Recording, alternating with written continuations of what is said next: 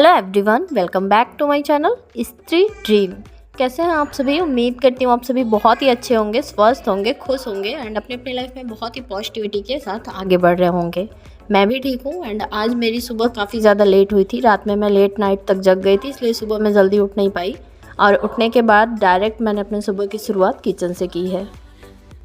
आजकल आप लोगों को मेरे वीडियोस में थोड़ा सा चेंजेस देखने को मिल रहे होंगे, मेरी वॉइस में भी चेंजेस मिल रहे होंगे। एक्चुअली मेरा जो फ़ोन था जिससे मैं स्टार्टिंग से वीडियो बनाती थी उसका ग्लास टूटा हुआ था, तो जब मैं सूरत गई थी तो ग्लास चेंज कराया था। कुछ टाइम तक सही चला बट अभी उसमें क्लियरिटी नहीं आती है, बहुत ज़्यादा डल वीडियोज़ आते हैं, इसलिए मैं अपने न्यू फ़ोन से वीडियोज़ बनाना स्टार्ट कर दी हूँ। इसमें क्लियरिटी भी बहुत अच्छी है एंड मतलब इसकी वॉइस में मुझे थोड़ा सा चेंजेस लग रहा है। अभी थोड़ा सा मुझे लग रहा है कि चेंजेस है बट धीरे धीरे आदत पड़ जाएगी, क्योंकि मुझे इसमें लगता है कि वॉइस कभी कभी ज़्यादा कैच करता है, तेज़ आ जाती है एंड कभी कभी बहुत ज़्यादा डाउन हो जाती है, स्लो वॉइस हो जाती है। बट ठीक है, ओवरऑल ठीक ठाक चल रहा है, वीडियोज़ बन जा रहे हैं, यही बहुत बड़ी बात है।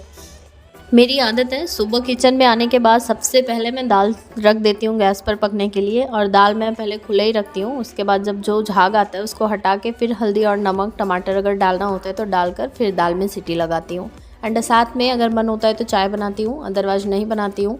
और फिर मैं ब्रश करती हूँ। बट आज मैं लेट उठी थी तो इसलिए मैंने सबसे पहले ब्रश कर लिया था एंड उसके बाद चाय चढ़ा दी थी अपने लिए, फिर मैंने दाल रखा और अभी बाकी के काम मैं अपने कंटिन्यू करूँगी। आज सैटरडे है तो मैं सोच रही हूँ मैं खिचड़ी बना लूँगी, और मैं बेसन रखी हूँ काफ़ी टाइम से तो वो भी ख़राब होने वाला है, इसलिए मैं सोच रही थी थोड़ी सी पकौड़ी भी बना लूँगी। माफ़ी चाहेंगे कि आजकल आप सबके कमेंट का रिप्लाई हम नहीं कर पाते हैं, क्योंकि बहुत ज़्यादा टाइम कंज्यूम होता है। आजकल ज़्यादा से ज़्यादा टाइम हम अपनी स्टडी को ही डिवोट करना चाहते हैं, क्योंकि सुबह उठने के बाद हम थोड़ी देर पढ़ाई कर लेते हैं एंड उसके बाद फिर से सार्वी के काम हो जाते हैं। फिर जो भी खाना पीना बनाना होता है, नहाना धोना, कपड़े एंड सार्वी का काम पूरे दिन लगा रहता है। कभी पॉटी कर रही हैं, कभी टॉयलेट कर रही हैं, कभी उल्टी कर दे रही हैं, फिर कभी फीड कराना है, कभी कुछ बनाकर खिलाना है, तो ऐसे ही पूरा दिन लगा रहता है। तो इन सब कामों के बीच में जो भी टाइम बचता है सिर्फ़ और सिर्फ अपनी पढ़ाई को देना चाहती हूँ। मैंने आप लोगों के साथ शेयर किया था कि मैं यूपीपीसीएस 2025 के लिए प्रिपरेशन कर रही हूँ एंड मैं जीएस का कोर्स परचेज़ करना चाहती हूँ, बट मैं अभी थोड़ा सा रुक गई हूँ।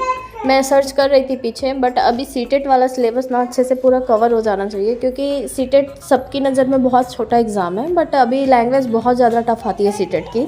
तो क्वेश्चन सॉल्व करने के बाद ऐसा लगता है ना कि नहीं, पहले सीटेट को ही फोकस कर लेते हैं, सीटेट वाला एग्ज़ाम हो नहीं जाए, मतलब सिलेबस एक बार अच्छे से कवर हो जाए, प्रैक्टिस करने लग जाए, उसके बाद फिर जीएस के लिए देखेंगे। अदरवाइज़ साथ में मैं जीएस पढ़ ही रही हूँ और जो सनी सर की वीडियोज़ हैं उसमें सारा कुछ है, सारे subject, history, polity and geography.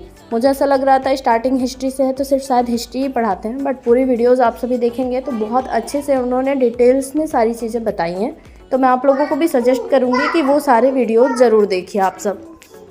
और बाकी जीएस के लिए अगर आप सभी के पास एनसीईआरटी की बुक्स है तो उसको रीड करते रहिए, क्योंकि कोई भी एग्ज़ाम दीजिए एनसीईआरटी बहुत बड़ा रोल प्ले करती है और एनसीईआरटी तब तक अच्छे से कवर हो जाएगा। एंड एक चीज़ मुझे नहीं पता चली है कि 24 अगस्त को जो बिहार वाला एग्ज़ाम होना है टीआरई 4, वो भी 24 अगस्त को ही होना है। आई थिंक उसके पहले सीटेट का रिज़ल्ट हो जाएगा, तो जिसको भी देना है वो अभी से ही प्रिपरेशन करेगा, तभी सारी चीज़ें कवर अप हो पाएंगी।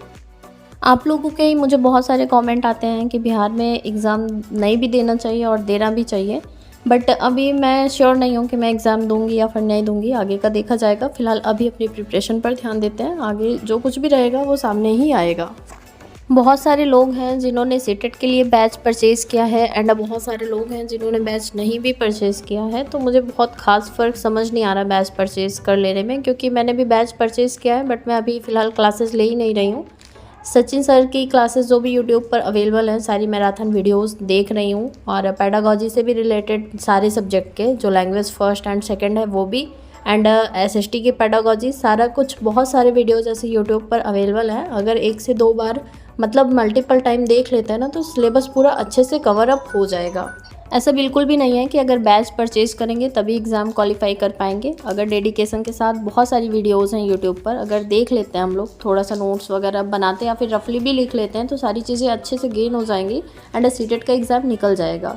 बहुत सारे लोगों के ऐसे कमेंट आते हैं कि सीटेट के एग्ज़ाम के लिए डर लग रहा है। जब सीटेट के एग्ज़ाम के लिए डर लग रहा है तो आगे तो अभी और भी एग्ज़ाम देने पड़ेंगे ना। सीटेट एग्ज़ाम तो सिर्फ क्वालिफाइंग एग्ज़ाम है असली एग्ज़ाम तो बाद में होगा, जिसमें हमें पास होना और फेल होना हमारा मैटर करेगा। अभी सीटेट का एग्ज़ाम इतना बड़ा कुछ मतलब एग्ज़ाम नहीं है। बिल्कुल अच्छे से ठंडे दिमाग से अभी 2.5 महीने का टाइम है, आराम से हम लोग पढ़ सकते हैं, सिलेबस कवर कर सकते हैं।